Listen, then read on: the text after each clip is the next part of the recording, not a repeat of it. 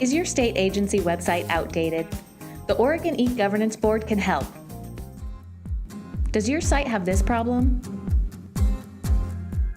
Hi, I'm looking everywhere on your website for Form 1, but I can't seem to find it amongst all the other information that's on there. Ma'am, I'm happy to help, but I'm actually having trouble finding it on our website. Would you mind if I got your email address so I can email it to you later after I find it?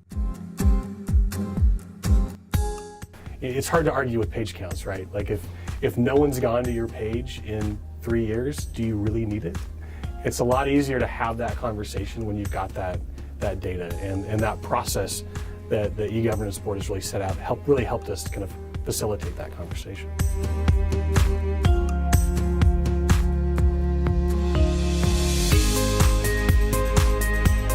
Under the old model, those policies really were distributed throughout our website. You had to know the department that owned that policy to know where to look for it. And now there's a policy link right on the front page of the site, and they're organized. It's a list, it's a sortable list. Facilities policies, HR policies. You don't need to know now whether it's the Chief Human Resources Officer or Enterprise Human Resource Services that manages that policy. You just need to know it's HR. Is your site serving everyone? The email addresses you're asking about are on our Contact Us page. I'm looking right at it. They're printed in red, plain as day. They're printed in red? Well, no wonder I can't find them. I'm colorblind.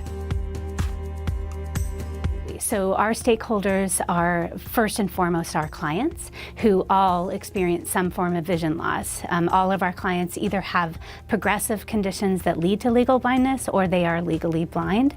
So we definitely first and foremost want our website to be accessible for screen readers. And as we clean up our websites and make them more accessible to people who experience vision loss, who have issues with determining colors or those kinds of things, what we realize is that it actually serves everyone.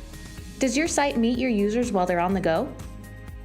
The part of your website that talks about the registration process has disappeared. Where'd it go? Are you on a smartphone or a tablet? I'm so sorry. Unfortunately, that menu does not show up on a mobile device. You'll have to use a desktop computer. We first surveyed the voters, found out what information they wanted, how to make it and design it in a way where it was within 1 or 2 clicks, the information they needed, and for it to be mobile ready so they could get the information when they're in a pickle in the water. We worked with NIC USA, and fortunately were able to get a project manager, and that project manager helped walk us through a timeline, and we worked from that timeline backwards. We're able to make adjustments for some of the things that don't always go according to plan, and we're able to launch according to exactly what we set out for. Other agencies have paved the way. Now it's easier than ever. Hi, I'm Tom Fuller. I chair the State E-Governance Board. We want to help make your agency's website a better experience for your customers. We want to provide you with guidance, with tools, but most of all with support. Together, we can make a better website for your agency's programs to serve your agency's customers.